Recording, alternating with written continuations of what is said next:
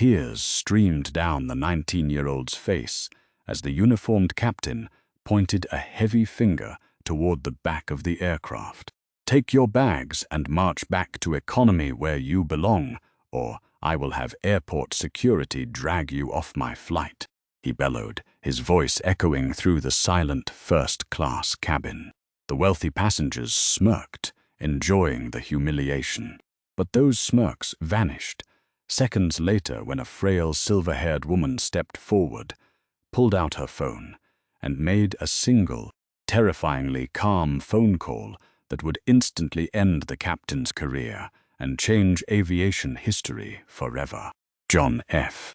Kennedy International Airport was a chaotic symphony of rolling suitcases, blaring intercom announcements, and the frantic energy of thousands of travelers desperate to reach their destinations. Outside, a heavy New York downpour hammered against the massive glass windows of Terminal 4, casting a gray, dismal light over the tarmac. But inside the exclusive Meridian Airlines first-class lounge, the atmosphere was entirely different. It was a world of hushed tones, clinking crystal, and the faint, expensive scent of roasted espresso and leather. 19-year-old Jamie Dubois sat awkwardly on the edge of a plush velvet sofa. She was a striking young black woman with a crown of thick, natural curls, dressed comfortably for the grueling transatlantic flight to London in a vintage oversized college sweatshirt, soft black leggings, and a pair of worn-in Converse sneakers. She clutched her canvas tote bag to her chest like a shield, her wide brown eyes darting around the room. Every other person in the lounge looked like they had stepped out of a financial magazine. Men in sharp, tailored suits, barking orders into Bluetooth earpieces, and women draped in designer cashmere, sipping mimosas. Jamie felt the weight of their stares. She could see the subtle eye rolls, the lingering glances at her sneakers, the unspoken question hovering in the air. "What is she doing in here?" "Stop fidgeting, darling," a calm, melodic voice murmured beside her. Jamie turned to look at her grandmother, Eleanor Fitzgerald. At 78, Eleanor was a vision of understated elegance. She wore a simple beige trench coat over a high-necked silk blouse, her silver hair pulled back into a flawless chignon. There were no flashy logos on Eleanor's clothing, no ostentatious diamonds blinding the onlookers. True, generational wealth never needed to scream for attention. It only whispered, and Eleanor's wealth was a deafening roar hidden beneath a quiet demeanor. As the widow of a notoriously private hedge fund titan and a real estate tycoon in her own right, Eleanor owned half the skyscrapers Jamie passed on her way to art school. "I can't help it, Grams," Jamie whispered, leaning closer so the businessman across from them wouldn't hear. "Everyone is looking at me like I snuck in through the kitchen. I feel like an imposter. Maybe I should have just worn the blazer you bought me." Eleanor reached over, her frail but warm hand gently resting on Jamie's arm. "You belong exactly where you are, Jamie. You are my granddaughter. You are flying on a ticket that is fully paid for. You owe no one an explanation for your comfort, and certainly not an explanation for your attire. We are flying for 8 hours.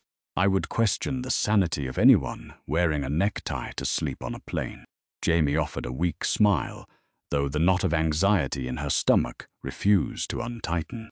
This trip to London was a graduation gift. Jamie had just been accepted into one of the most prestigious art programs in Europe, and Eleanor, fiercely proud of her only grandchild, had insisted on flying them out in the most luxurious way possible. Meridian Airlines' renowned Diamond-class suites.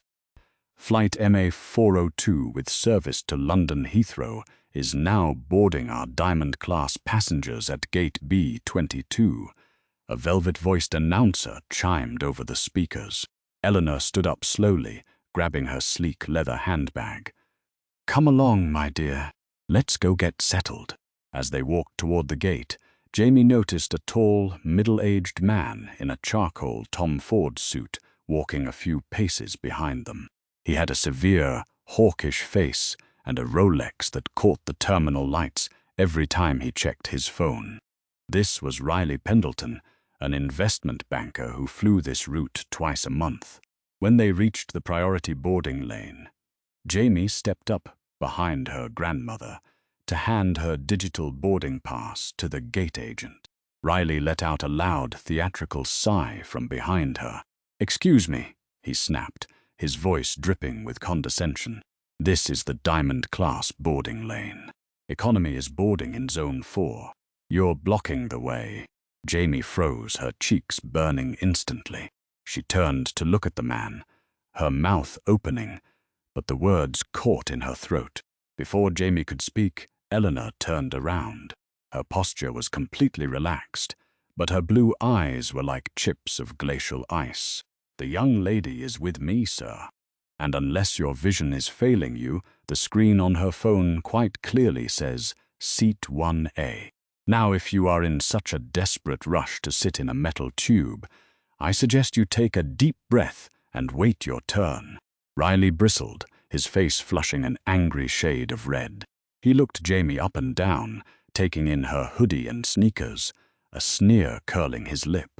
"Meridian really is letting standards slip," he muttered under his breath, just loud enough for them to hear. Eleanor didn't engage further. She simply handed her pass to the wide-eyed gate agent, who hastily scanned them through. Jamie hurried down the jet bridge, her heart pounding furiously against her ribs. This was supposed to be a dream vacation, the start of her new life. But as she stepped onto the massive Boeing 777, she couldn't shake the creeping dread that this flight was going to be a nightmare. Stepping into the Diamond Class cabin of Meridian Airlines was like walking into a luxury penthouse in the sky. There were no standard seats, only 12 individual private pods, each featuring sliding mahogany doors, fully lie-flat beds, personal minibars, and massive entertainment screens.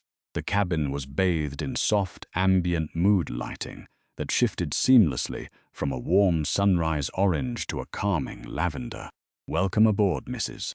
Fitzgerald," the lead flight attendant, a young, immaculately groomed blonde woman named Chloe, said with a practiced, radiant smile. Chloe checked her manifest tablet. "We have you in 1B and..." Chloe's eyes shifted to Jamie. The smile faltered for a fraction of a second, barely noticeable, but Jamie saw it. "And Miss Dubois in 1A. "Thank you," Eleanor said pleasantly, guiding Jamie toward the front row. Jamie slipped into her pod, marveling at the sheer space. It was wider than her twin bed in her dorm room. She touched the soft leather, admiring the complimentary silk pajamas and the expensive noise-canceling headphones resting on the console. For a moment, the joy of the experience pushed back the ugly encounter at the gate. Eleanor settled into the pod across the aisle. "I'm going to step into the lavatory to change into my flight clothes before the seatbelt sign turns on," the older woman announced, unzipping her carry-on. "Order me a sparkling water, would you, Jamie?" "Sure thing, Grams," Jamie said, finally feeling a genuine smile touch her lips. As Eleanor slid her pod door open and walked toward the front of the cabin, the heavy footsteps of Riley Pendleton thumped down the aisle. He threw his expensive leather briefcase into the overhead bin above seat 2A, directly behind Jamie. As he sat down, he glared at the back of Jamie's head. He immediately hit his call button. Chloe, the flight attendant, materialized in seconds. "Mr. Pendleton, welcome back. Can I get you your usual pre-flight champagne?"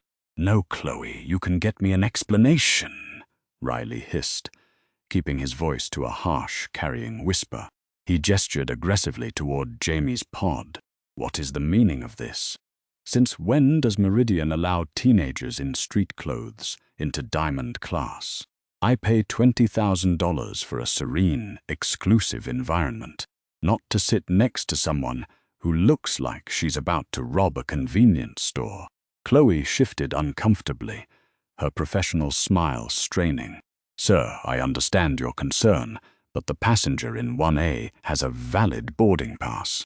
Did you actually check it? Riley demanded, leaning closer. Properly check it. People sneak into the front all the time. She probably manipulated the app or bought a discounted standby ticket that belongs in the back. Look at her. She doesn't belong here.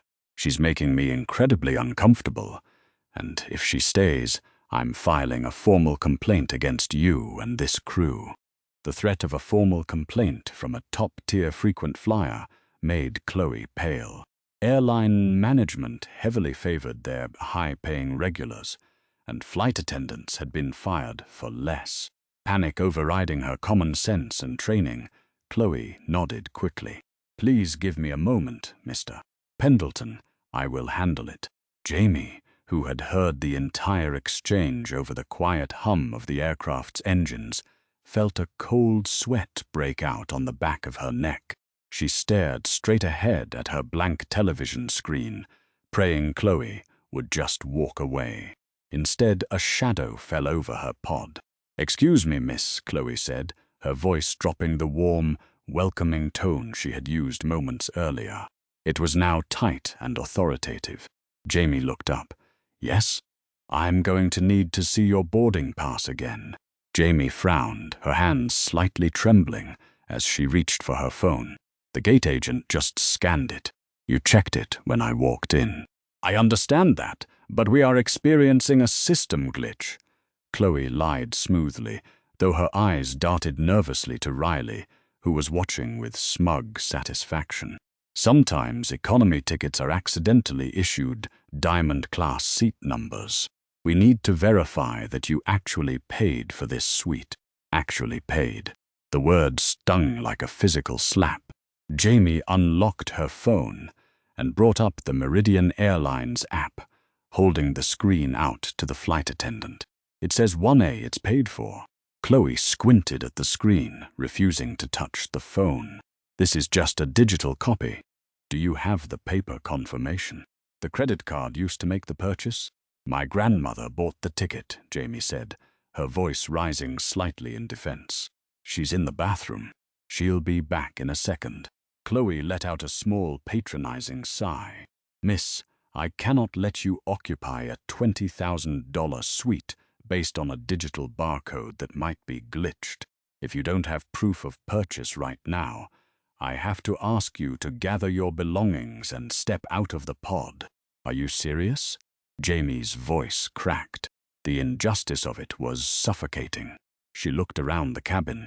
Several other passengers had stopped what they were doing to watch the drama unfold. A wealthy couple in row 3 were whispering to each other, casting judgmental glances Jamie's way. "I'm not moving. This is my seat." Riley leaned out of his pod. "Just get up and go to the back where you belong, kid. Stop holding up the flight." Jamie felt the hot sting of tears welling in her eyes. "I'm not holding up the flight. I have a ticket." "Miss, lower your voice," Chloe scolded sharply, now fully emboldened by Riley's backing. "You are causing a disturbance in the cabin. If you refuse to follow crew instructions, I will have to involve the captain." "Then involve him." Jamie shot back, panic and anger mixing into a dangerous cocktail. "Because I'm not leaving this seat." Chloe's face hardened into a mask of pure indignation. "Fine, wait right here." She spun on her heel and marched directly toward the cockpit. Jamie sank back into the leather seat, pulling her knees to her chest. She wrapped her arms around her legs, trying desperately not to cry. She wished Eleanor would hurry up and return. But the lavatory light remained illuminated in red. She was completely alone, surrounded by wealthy, hostile strangers who wanted her gone simply because of how she looked. Inside the cockpit, Captain Richard "Rick" Halloway was already in a foul mood. A 20-year veteran of the skies, Captain Halloway had a reputation for running his aircraft like a strict military dictatorship. He hated delays, he hated bad weather, and most of all, he hated entitled passengers causing problems before the plane had even left the gate. When Chloe knocked and entered the cockpit, her face flushed with stress, Holloway slammed his pre-flight checklist down onto his console. "What is it now, Jenkins? We have a narrow departure window before this storm front closes us in." "I'm sorry, Captain," Chloe said breathlessly. "We have a situation in Diamond class. A young woman in seat 1A is refusing to show proper documentation for her ticket. Mr. Pendleton, our Platinum Medallion member, flagged her. He believes she snuck into the cabin. When I asked her for proof of purchase to clear up a potential system error, she became combative and hostile. She's causing a major disturbance." Captain Holloway's jaw tightened. "Hostile? Yes, sir. She's refusing to move and yelling at the crew." Holloway unbuckled his harness. In his mind, he had already painted a picture of the situation. He had seen it before, young influencers or opportunists trying to game the system, throwing tantrums when caught. "I'll handle this," he growled. "Nobody delays my flight." Back in the cabin, Jamie was frantically texting Eleanor, begging her to come out of the bathroom. "Grams, please hurry. They are trying to kick me out." The heavy cockpit door swung open with a definitive thud. Jamie looked up and her heart dropped into her stomach. Captain Holloway was an imposing figure, tall, broad-shouldered, with silver hair clipped tight and a sharply pressed uniform adorned with 4 gold stripes. He marched down the short aisle with the authority of a judge, walking to the executioner's block. He stopped directly in front of Jamie's pod, blocking the aisle completely. Chloe stood safely behind his left shoulder, while Riley Pendleton leaned forward in his seat, grinning like a shark. Holloway looked down at Jamie. He took in her hoodie, her sneakers, her terrified brown eyes, and the tears threatening to spill down her cheeks. His expression immediately morphed into one of deep disdain. He didn't see a passenger. He saw a trespassing nuisance. "I am Captain Holloway, and this is my aircraft," his voice boomed. It wasn't a conversation. It was an announcement meant for the entire cabin to hear. "I understand you are refusing to comply with my flight crew, causing a disturbance, and occupying a seat you cannot prove you purchased." "That's not true," Jamie stammered, shrinking back into the leather seat. "I showed her my ticket. It scanned at the gate. She's the one who came over and started interrogating me because he complained." Jamie pointed a shaking finger at Riley. Riley threw his hands up in mock innocence. "I simply asked the crew to verify the cabin's security, Captain. The girl is clearly unhinged."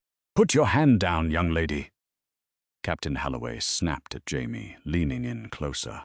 "I do not care what scanned at the gate. Technology makes mistakes. My crew does not. You are flying on one of the most expensive routes in the world.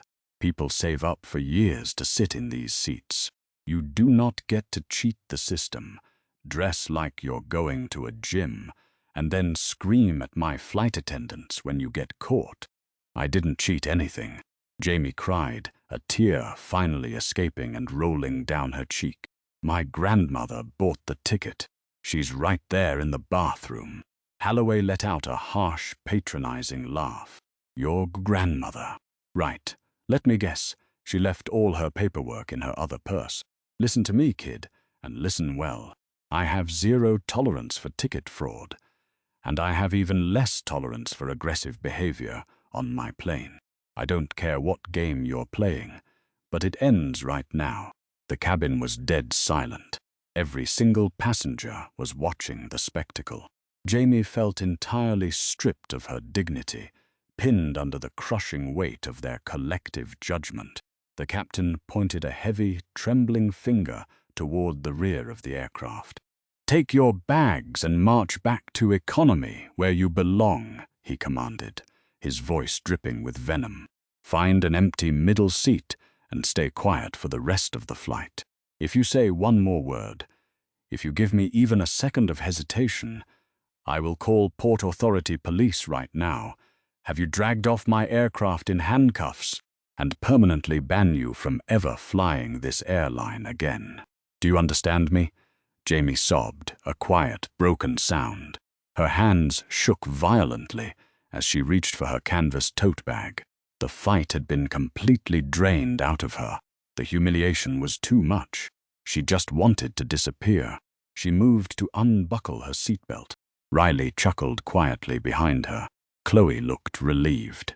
But as Jamie moved to stand up, the quiet hum of the cabin was shattered by the sharp click-clack of the lavatory door unlatching. "She will not be moving a single inch," a voice rang out. It wasn't a loud voice, but it carried the chilling absolute authority of a monarch issuing a decree. Everyone turned. Eleanor Fitzgerald stood in the aisle. She had changed into a pair of immaculately tailored cashmere lounge pants and a matching sweater. Her posture was ramrod straight, and her eyes were fixed on Captain Halloway with a fury so cold it seemed to drop the temperature in the cabin. She walked slowly toward the front, ignoring the staring passengers. She placed a protective hand on Jamie's trembling shoulder, squeezing gently. "It's all right, darling. Grams is here."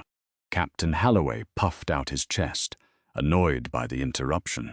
"Ma'am, unless you want to be escorted off this flight as well, I suggest you take your seat. This young woman is being relocated due to ticket irregularities and aggressive behavior." "The only aggressive behavior I see here," Eleanor said, her voice dripping with absolute contempt, "is a middle-aged man in a uniform bullying a terrified teenager because her skin color and clothing offend the delicate sensibilities of your bigoted passengers." Halloway's face turned scarlet. "Excuse me, I am the captain of this vessel. You are a glorified bus driver," Eleanor cut him off, the insult landing like a physical blow.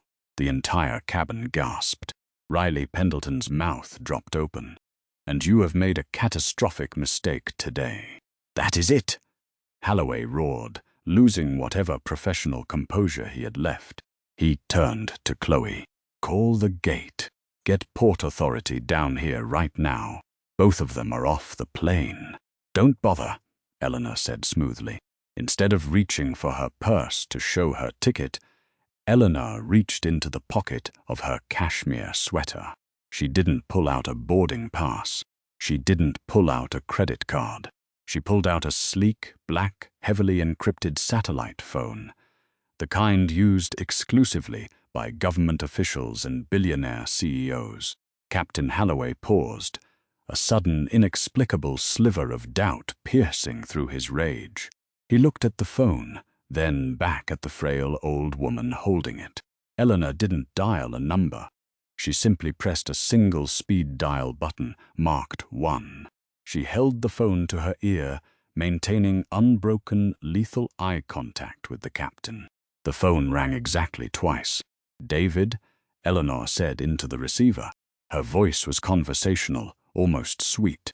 "Yes, it's Eleanor. I'm well, thank you." No, Richard is fine.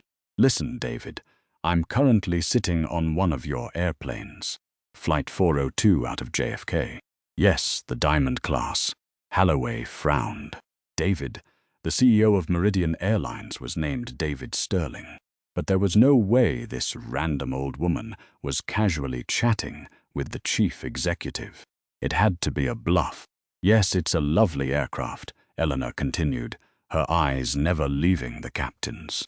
"But I'm afraid I'm having a slight issue with your staff. A Captain Halloway. He seems to think my granddaughter doesn't belong in the first-class cabin.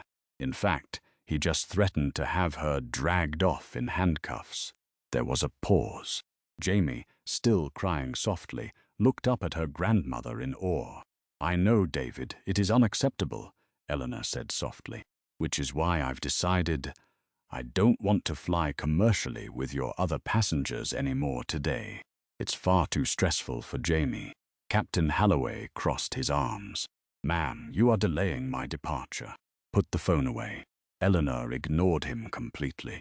David, what is the current market valuation of this specific aircraft? The Boeing 777, the actual physical plane I am standing on right now. Another pause. 250 million. Fine.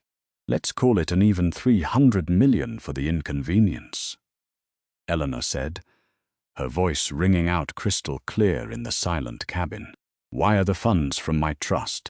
I am buying this plane. Yes, right now. Effective immediately. Riley Pendleton let out a scoffing laugh. She's insane. Captain, get this crazy woman off the plane. But Captain Halloway wasn't laughing. The color was rapidly draining from his face as his radio, clipped to his belt, suddenly hissed to life. Flight deck, this is JFK Tower, do you copy? Over. Halloway unclipped the radio with a shaking hand. Tower, this is 402. Go ahead. The voice on the other end of the radio sounded panicked. Captain Halloway, we just received a direct red line call from corporate. You are instructed to hold your position. Repeat, do not close doors. The aircraft has just been. Sir, the aircraft has just been privately chartered. It is no longer a commercial Meridian flight. The heavy silence that fell over the Diamond-class cabin was deafening.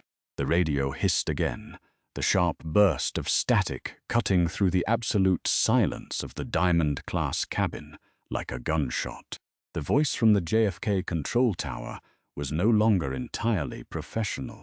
It was laced with profound confusion and undeniable urgency.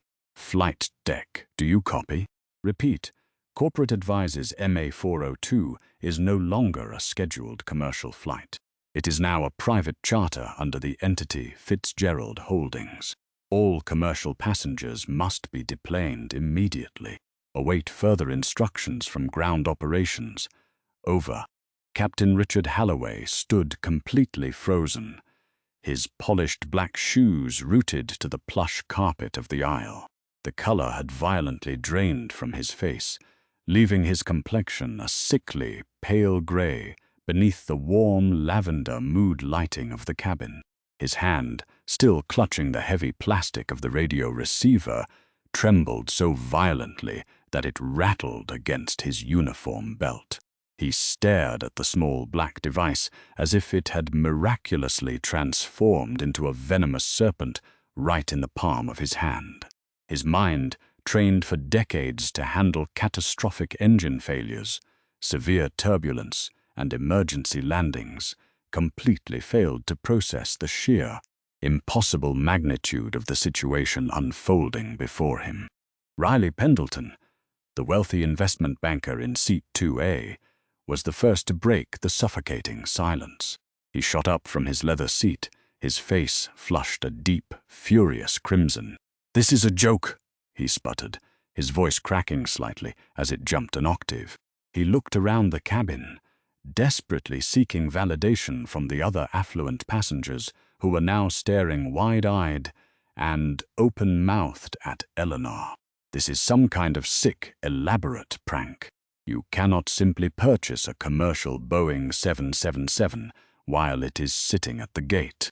That is not how the world works. The logistics alone would take months. Eleanor Fitzgerald turned her icy, unwavering gaze slowly toward the perspiring investment banker. The terrifying calm that radiated from her was far more intimidating than any shouting match could ever be. "Mr. Pendleton, is it?" she asked, her tone dangerously polite, her enunciation razor-sharp. "I assure you, when you possess enough liquid capital, the world works exactly however you command it to work. The logistics are quite simple when you bypass the board of directors and speak directly to the man whose name is on the building. Now, I believe you are currently trespassing in my private living room." Riley's jaw dropped. The sheer audacity of the elderly woman paralyzed him. He looked toward Captain Halloway for support, expecting the authoritative pilot to shut this madness down and restore order. But the captain was speechless, his eyes darting frantically between Eleanor's unyielding face and the cockpit door, as if calculating the quickest route of escape. Jamie Dubois sat perfectly still in her pod, her tears having stopped entirely. The paralyzing fear that had gripped her chest only minutes earlier had vanished, replaced by a profound, awe-struck shock.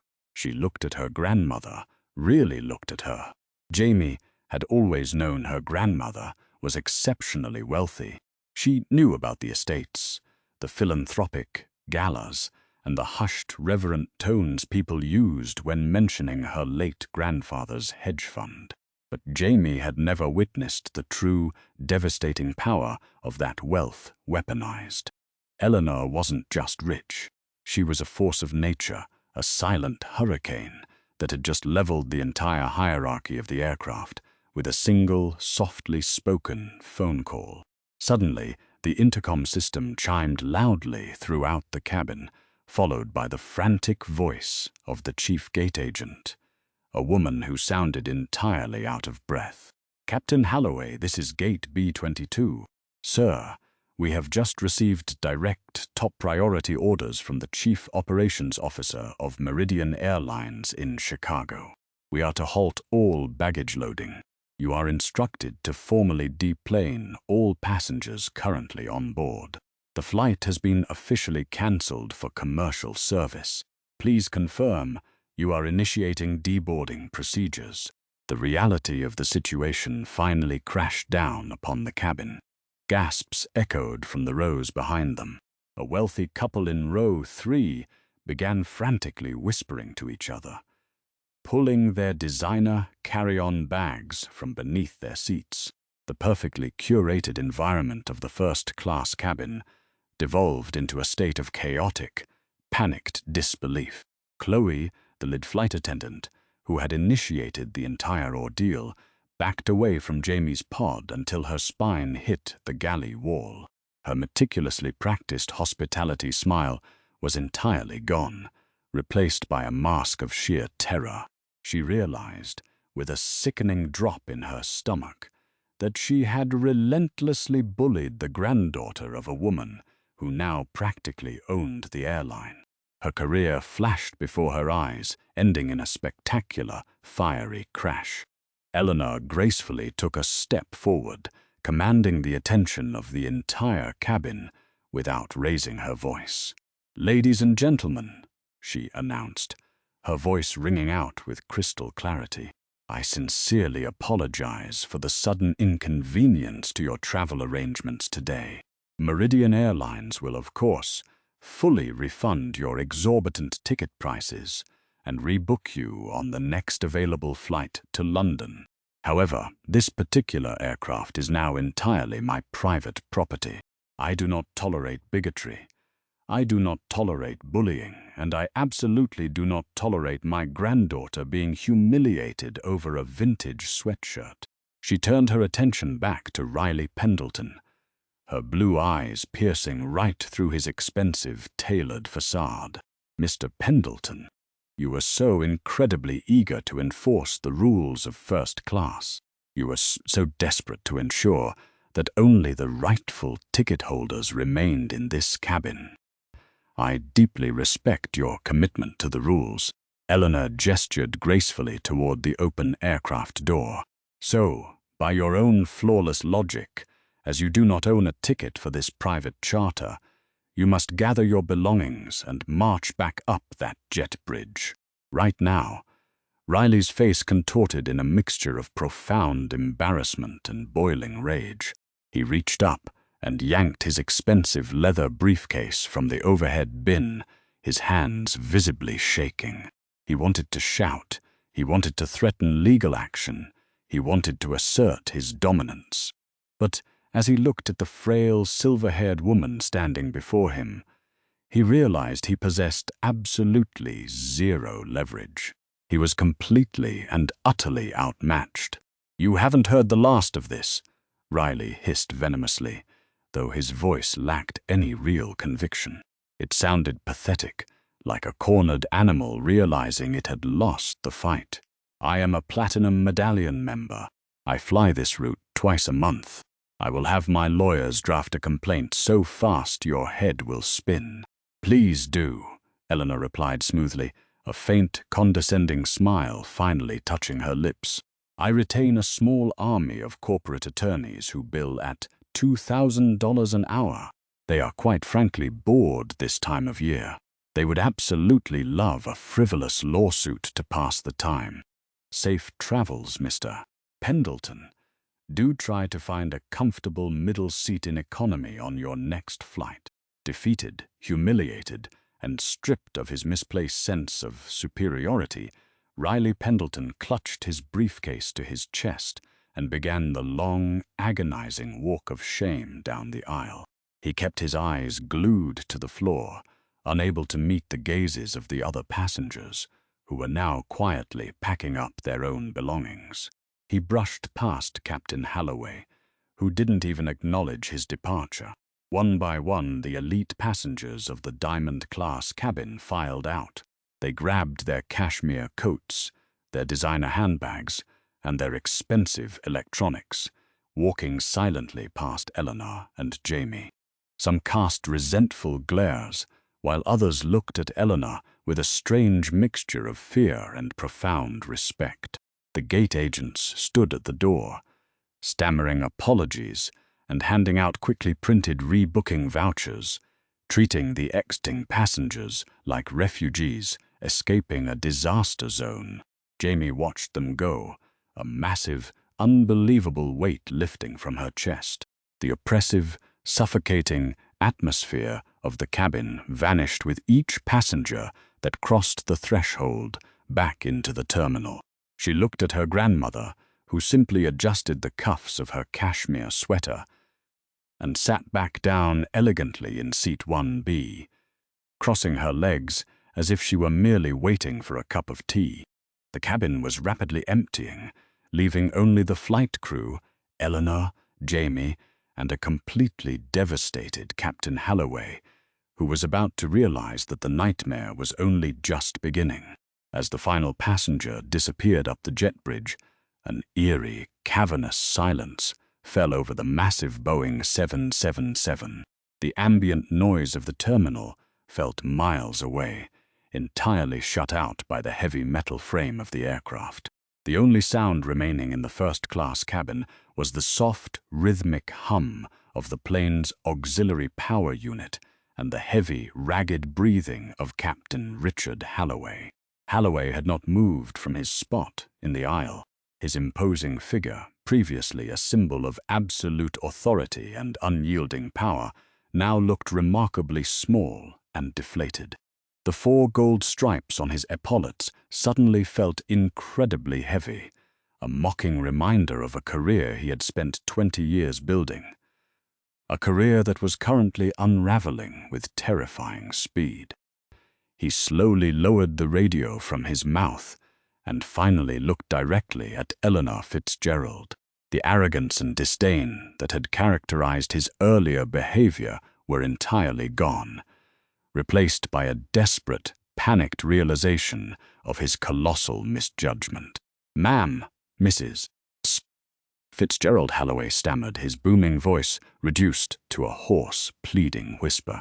He took a hesitant step forward, raising his hands in a placating gesture. I clearly misunderstood the situation. There was a catastrophic breakdown in communication.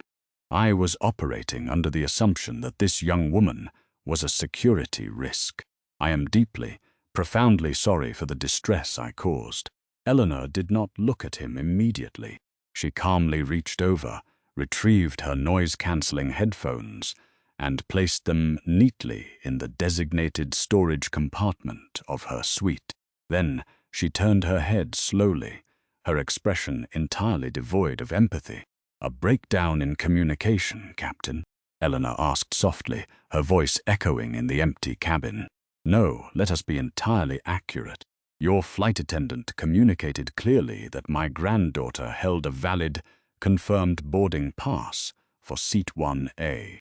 You did not misunderstand the situation. You simply looked at a 19-year-old black woman wearing a sweatshirt, and you decided entirely on your own, that she could not possibly belong in your pristine first-class cabin. You allowed the bigoted complaints of a wealthy bully to override your common sense, your training, and your basic human decency. Holloway swallowed hard, sweat beading on his forehead, despite the cool air conditioning of the cabin. I have strict protocols regarding cabin security, he attempted to argue, though he knew the defense was incredibly weak. I have to maintain order. You did not maintain order, Captain Holloway. You terrorized a teenager, Eleanor corrected him sharply, her eyes flashing with renewed anger. You stood in front of my granddaughter. You pointed your finger in her face, and you threatened to have her dragged off this aircraft by the police in handcuffs. You used your authority not to protect your passengers, but to humiliate one of them. You are a bully wearing a uniform, and I have spent my entire life dismantling men exactly like you. Before Holloway could utter another desperate apology, the secure red-line phone on the bulkhead wall behind Chloe's station began to ring. It was a harsh, jarring sound that made both the flight attendant and the captain jump. It was the direct line from Meridian Airlines' corporate headquarters. Chloe, trembling so badly she could barely stand, picked up the heavy red receiver. Meridian Flight 402, lead attendant speaking. She listened for exactly 3 seconds, her eyes widening in sheer panic. She slowly extended her shaking arm, holding the receiver out toward the pilot. Captain, it's for you. It's Mr. David Montgomery, the chief executive officer. Holloway felt his stomach drop completely out of his body.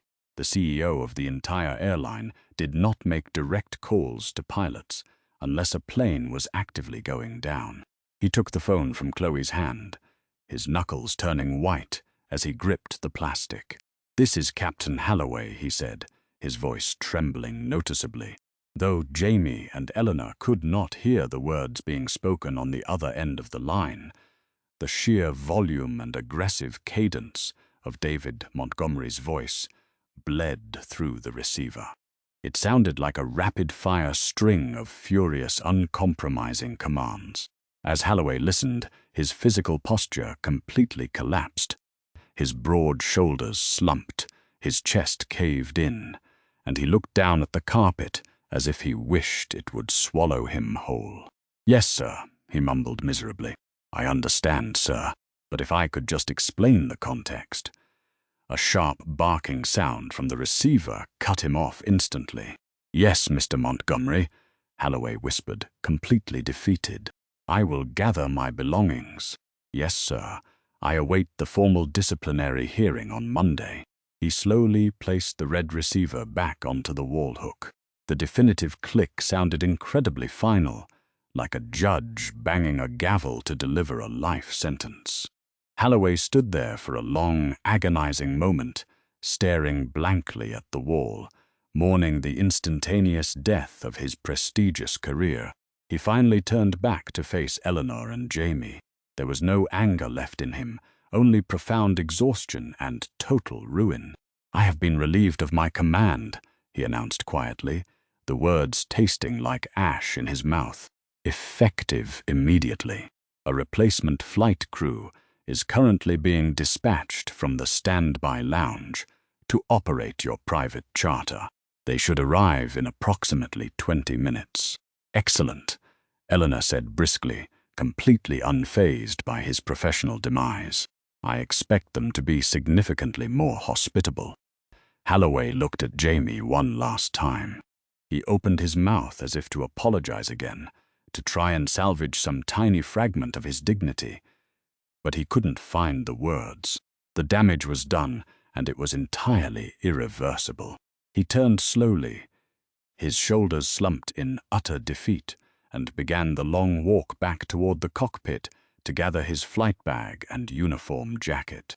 Chloe, the lead flight attendant, was practically hyperventilating against the galley wall. She stepped forward hesitantly, tears streaming down her carefully applied makeup. Mrs. Fitzgerald, Miss Dubois, I am so incredibly sorry. I was just following Mr. Pendleton's complaints. I was terrified he would get me fired. Please, I beg you, don't ask corporate to fire me. This is my only source of income. Eleanor looked at the young woman, her fierce expression softening just a fraction. I have no interest in ruining the life of a frightened employee who buckled under the pressure of a wealthy bully, Chloe.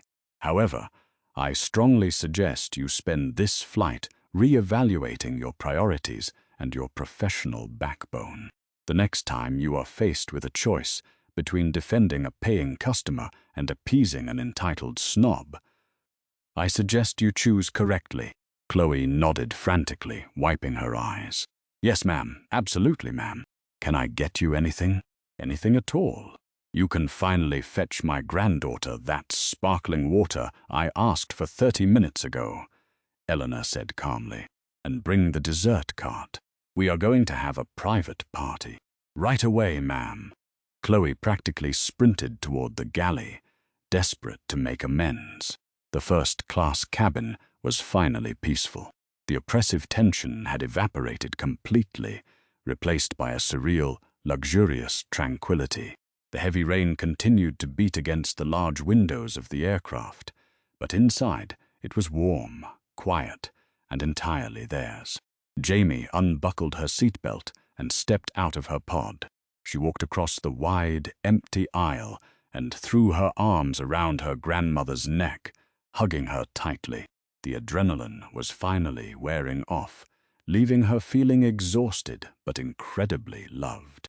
"Thank you, Grams," Jamie whispered into the soft cashmere of Eleanor's sweater. "Thank you for standing up for me. Thank you for everything. But did you really have to buy the entire airplane?" Eleanor chuckled softly, pulling back to look at her granddaughter with profound affection. She reached up and gently brushed a stray curl from Jamie's forehead. "My dear sweet Jamie, you are going to do magnificent things in this world. You are going to create beautiful art. You are going to break boundaries. And you are going to walk into rooms where people think you do not belong. And when you walk into those rooms, I want you to remember today." Eleanor leaned back in her plush leather seat, a triumphant, satisfied smile playing on her lips as she looked around the empty, magnificent cabin of her newly acquired $300 million private jet. "Never let anyone tell you to move to the back," Eleanor said, her eyes twinkling with fierce, unapologetic pride. "Especially when you have the power to buy the whole damn plane." The transition of power on the newly minted private aircraft was swift, completely seamless, and utterly unprecedented. Exactly 20 minutes after the disgraced pilot took his agonizing walk of shame up the jet bridge, a fresh flight crew marched briskly into the cabin. At the helm was Captain Sarah Miller, a highly decorated veteran pilot, with a wonderfully warm, commanding presence that instantly dispelled any remaining tension lingering in the wide space. She was accompanied by a new first officer and 3 elite flight attendants pulled directly from the massive international VIP standby roster. Captain Miller walked straight up to Eleanor and Jamie, removing her crisp uniform cap and offering a deep, respectful nod. "Mrs. Fitzgerald, Miss Dubois, I am Captain Miller, and it is my absolute privilege to be your personal pilot this evening. We have secured immediate clearance from the control tower. We can push back from the gate whenever you are ready." Eleanor smiled warmly, returning the nod. "Thank you, Captain Miller. We are quite ready to leave New York behind us. Please, take us to London." The heavy aircraft doors were finally sealed shut, completely locking the loud storm outside. As the massive jet pushed back from the terminal, Jamie finally allowed herself to fully relax into the oversized leather seat. The entire Boeing 777, capable of carrying over 300 passengers, was moving down the runway just for the 2 of them. It was a bizarre, intoxicating feeling. The plane accelerated down the tarmac, the sheer force pressing Jamie back into her cushions, and within moments they broke through the thick grey clouds and emerged into a breathtaking, crystal-clear twilight sky. The new flight attendants moved with incredible grace and efficiency. Chloe, eager to make amends for her previous horrific behavior, personally wheeled out a magnificent dessert cart loaded with gourmet chocolates, fresh pastries, and bowls of ripe berries. She poured Eleanor a glass of vintage sparkling water with shaking hands and offered Jamie an expansive selection of artisanal sodas and fresh juices. Jamie picked a vibrant berry spritz, thanking the young woman with a polite but distant smile. She was not going to punish Chloe further, but she also was not going to pretend the earlier hostility had simply never happened. They were in the air now, soaring far above the ugly prejudices below the deep clouds. Eleanor leaned comfortably back into her immaculate suite, her posture finally softening after the intense confrontation. She took a slow, deliberate sip of her icy beverage and turned her attention fully toward her granddaughter. "Are you all right, darling?" she asked gently, the fierce matriarch replaced by a deeply caring protector. Jamie nodded, taking a long sip of her sweet juice. "I am okay, Grams. I am just deeply overwhelmed. I cannot believe you actually did that. $300 million just to stop them from making me move my seat." Eleanor let out a melodic, rich laugh that filled the quiet cabin space. "Oh, my sweet girl, it was never truly about the money, and it was certainly not just about a plain seat. It was about respect. For far too long, arrogant men like Captain Halloway and that dreadful Mr. Pendleton have operated under the delusional assumption that they entirely own the world, that they can dictate who is worthy of existing in their exclusive, privileged spaces. They looked at your young face, your casual clothes, your brown skin, and they made a violently incorrect, unforgivable assumption about your fundamental worth and your true, rightful place in society today. I simply had to remind them that power does not belong exclusively to angry men in expensive suits or heavily starched uniforms." Eleanor continued, her voice steady and profoundly resolute. "Sometimes true power belongs to the quiet grandmother sitting softly in seat 1B. I bought this magnificent aircraft because I could easily do so, and because no price tag is too high when it comes to defending your total dignity. You belong in first class, Jamie. You belong in elite art schools. You belong in high boardrooms. And you belong wherever you boldly choose to stand. Do not let anyone evict you from your rightful space." Jamie felt a profound, overwhelming wave of immense gratitude wash over her entire body. The lingering feelings of being a foolish imposter entirely vanished, completely replaced by an ironclad sense of belonging and fierce, undeniable purpose. She leaned forward, sinking deep into the ridiculously comfortable, oversized luxury mattress of her private first-class pod, and pulled the incredibly soft cashmere blanket firmly up to her chin. As the massive plane glided silently across the dark Atlantic Ocean, Jamie closed her eyes, dreaming intensely of the brilliant, beautiful future rapidly approaching her fast-moving life. The breathtaking descent into London Heathrow Airport was smooth, entirely peaceful, and beautifully illuminated by the glorious morning sun breaking spectacularly over the sprawling historic city. As the massive, privately owned Boeing 777 gracefully touched down upon the damp British tarmac, Jamie felt completely transformed. She was no longer the incredibly anxious, terrified young teenager who had nervously boarded the commercial flight in New York 8 hours earlier. She had boldly stepped entirely into her own power, heavily inspired by the absolute, unyielding strength gracefully demonstrated by her grandmother. as the massive jet taxied smoothly toward a highly exclusive private VIP terminal, deliberately completely bypassing the horribly congested main commercial gates. Eleanor's incredibly expensive, encrypted satellite phone gently buzzed upon the sleek mahogany console. It was another highly anticipated call from David Montgomery, the immensely stressed Chief Executive Officer of Meridian Airlines.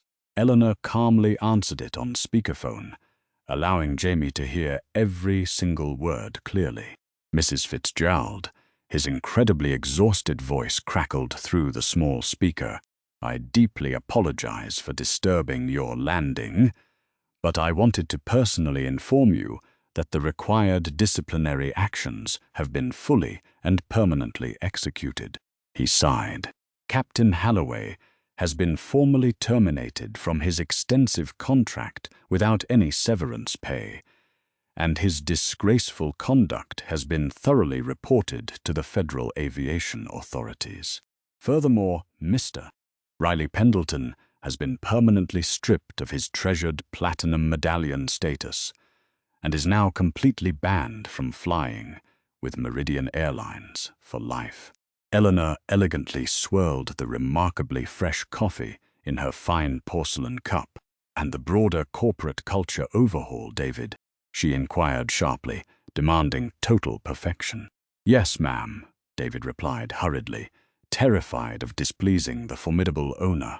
"We are immediately instituting massive, mandatory, comprehensive diversity training for every single pilot, flight attendant, and ground crew member globally. We are explicitly rewriting our customer dispute protocols to heavily ensure that no passenger is ever arbitrarily targeted or aggressively humiliated based upon their outward appearance or basic background ever again." Eleanor nodded very slowly, clearly satisfied with the incredible results she had ruthlessly forced into existence. "Excellent work, David. Keep up the good momentum. I will closely review the formal written reports from my London office tomorrow morning." She decisively ended the international call and happily turned to look directly at Jamie with deep pride shining in her blue eyes. Jamie smiled brightly back at her incredible grandmother, her beautiful heart feeling exceptionally light and absolutely full of beautiful hope. The stunning jet rolled gently to a complete stop directly beside the luxurious private aviation center, where a gleaming, beautifully polished luxury car was already waiting patiently on the quiet tarmac to whisk them away into the busy city. The wonderful flight crew formed a perfectly straight line by the heavy exit door, smiling sincerely and offering deeply respectful bows as the two phenomenal women confidently exited the enormous aircraft. "Welcome safely to London, ladies," Captain Miller stated brightly, saluting them professionally. "It was our greatest honor to personally fly you across the ocean today." As Jamie stepped out onto the sturdy metal stairs and breathed in the cool, crisp, utterly refreshing British morning air, she took one final, lingering look back at the spectacularly massive, outrageously expensive airplane that her brilliant grandmother had casually purchased solely to fiercely protect her dignity. Jamie grabbed her simple canvas tote bag, adjusted her wonderfully comfortable vintage college sweatshirt, and walked proudly down the long metal stairs, perfectly ready to powerfully conquer the entire artistic world with grace, fire, and pure, unmatched joy. This spectacular journey to her brand new life across the vast sea was supposed to simply be a quiet, immensely boring, completely ordinary commercial flight tucked away safely inside a dark metal tube. Instead, it had somehow wildly become a legendary, absolutely unforgettable masterclass in demonstrating quiet strength, commanding absolute respect, and aggressively shutting down ignorant prejudice with unimaginable financial firepower. Jamie knew without a single doubt that whenever she faced extreme adversity or unfair judgment in her tough future, she would immediately remember the extremely terrifying, instantly silenced Captain Halloway. She would vividly picture Riley Pendleton furiously storming off the plane in absolute utter disgrace, entirely stripped of his beloved fake prestige. But most importantly, she would forever cherish the unbelievable sight of her deeply elegant grandmother, calmly sipping sparkling water while casually buying an entire international commercial airline, just to make a very permanent point.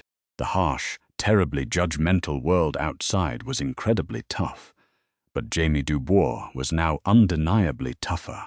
She climbed elegantly into the incredibly plush, heavily tinted back seat of the magnificent motor car, profoundly ready to finally begin her brand new, exceptionally bright, completely unstoppable adventure in London on this incredibly beautiful day forever. Eleanor smoothly slid in right beside her, softly closing the heavy luxury car door behind them with a very satisfying, deep metallic thud that instantly sealed out all the noisy, chaotic airport sounds completely. The highly professional, incredibly well-dressed British driver politely asked if they fiercely desired to head directly toward their massively expansive, truly glorious penthouse estate, nestled deep within the famously wealthy, highly exclusive neighborhood. Eleanor smiled warmly, completely relaxing her remarkably tense shoulders entirely, feeling wonderfully victorious after effortlessly destroying those terribly arrogant fools. "Yes, please, William. Take us straight home. It has been a genuinely wild, incredibly satisfying, enormously eventful morning, and I fiercely believe we both strongly deserve some wonderfully hot tea." The beautiful, sleek black vehicle pulled swiftly away from the quiet, private aviation tarmac, entirely disappearing into the bright, endlessly sprawling, profoundly historic London streets, leaving an absolutely massive, completely unforgettable, truly legendary legacy of absolute defiance, sheer financial power, and utterly flawless justice permanently lingering heavily behind them forever. Jamie Dubois never once doubted her immense self-worth again, firmly knowing she perfectly belonged anywhere she proudly stood, holding her head up high in total, absolute, and pure eternal lasting triumph. Did you enjoy this unbelievable story of justice and sweet revenge? If you want to hear more thrilling, real-life stories where the arrogant get exactly what they deserve and the underdogs come out on top, make sure to hit that like button right now. Please remember to share this video with your friends and family who love a good plot twist. Subscribe to our channel and turn on the notification bell so you never miss a daily upload. Drop a comment below telling us what you would do with a jet. Thank you so much for tuning in today.